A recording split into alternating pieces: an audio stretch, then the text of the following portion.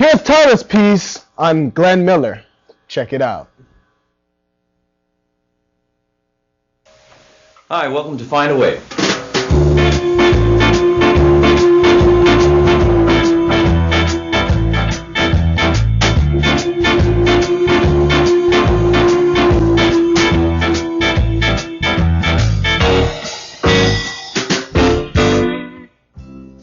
My name is Glen Allen. I started Find a Way in 1996. It's now 2008, so I guess we've been going for 12 years. Started off as a performance company, basically, so that I can launch all my kind of solo and writing ambitions. But it turned into a lot more now. It's a school, it's a recording studio, it's an online store, full service music. We set up studios, songwriting, producing, whole gamut of stuff. I always felt that people were the important thing, but I wasn't working or finding the right people. And I think I've started to connect with some really, really great engineers and good people that can help me realize what I want to do, and they have the same vision, so we can work together. And I think that is the only reason that I've been successful. I'm Sebastian. I've been working at Find a Way for the last 6 months as an engineer. I've had the great fortune to work with some extremely talented people here, and we do our very best to make great sounding music. The way I met Glenn is I got a phone call one day from the studio manager at my old school who told me that there was a guy in a studio in the east end of Toronto who had an emergency on his hands. He was expecting 8 14-year-old girls to show up at his studio and needed an engineer to record them, and would I please go? So naturally I said yes. And it's been good ever since. It's been fabulous. Yeah.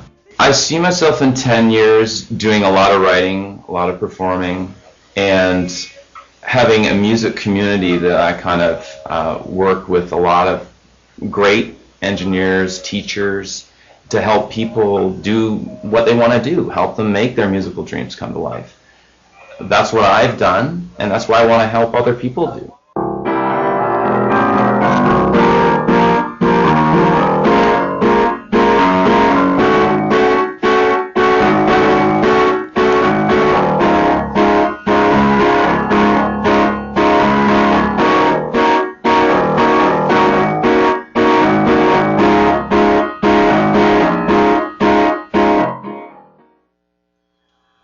Well, that was Glen Miller, a one-in-a-million kind of guy.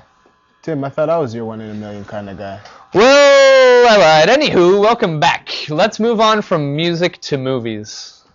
You're rude, eh?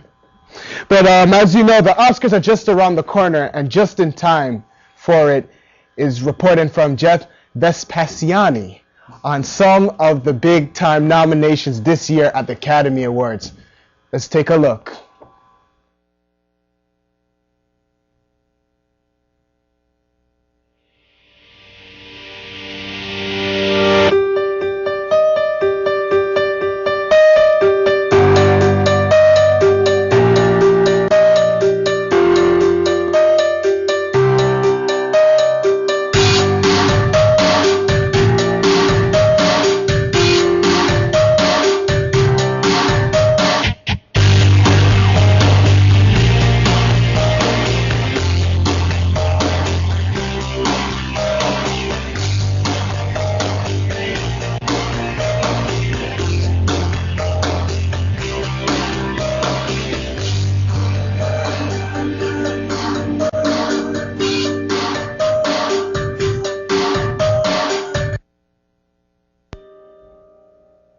I'm Jeff Vespasiani for Centennial's The Journal.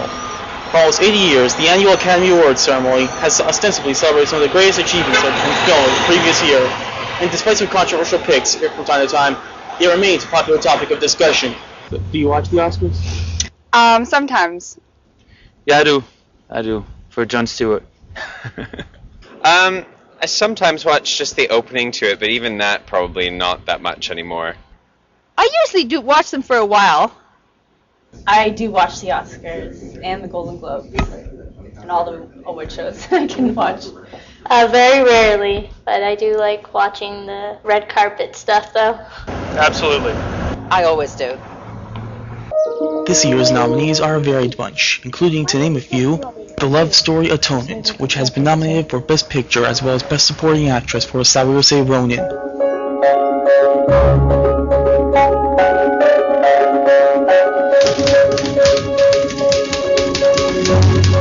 Dear Cecilia, you'd be forgiven for thinking me mad.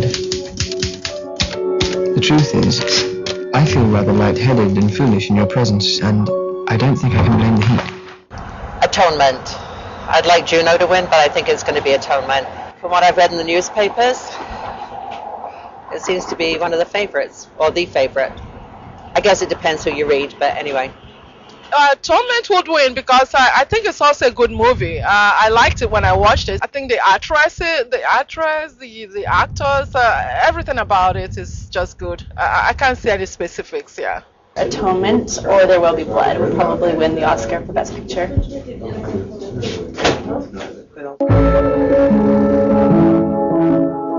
I was sheriff of this county when I was 25 years old. Grandfather was a lawman, father too.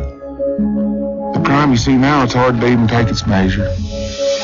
The tense thriller No Country for Old Men, which is up for Best Picture and Best Original Screenplay, along with Javier Bardem for Best Supporting Actor and the Coen Brothers for Best Directing.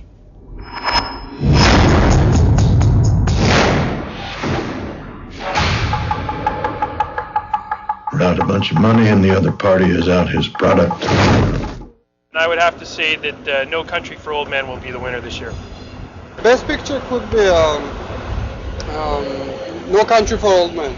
I like those brothers, like Coen Brothers, but I think they do the best movies. Dude, I think it's best to just tell him.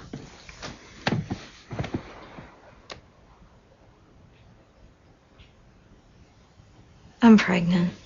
Oh, God. Yeah, but I'm going to give it up for adoption, and I already found the perfect couple. They're going to pay for the medical expenses and everything, and what, 30-odd weeks, we can just pretend that this never happened.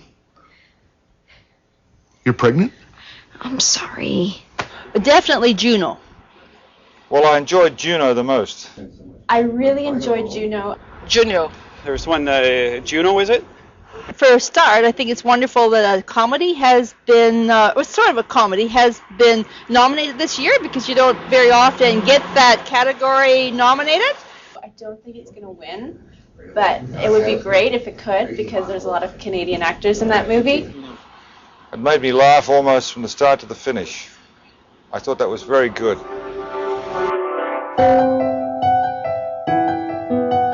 Whether it's the glitz and the glamour of the red carpet or the memorable moments that can pop up during acceptance speeches, the Oscars are still an event enjoyed by many, between movie buffs and casual movie fans alike.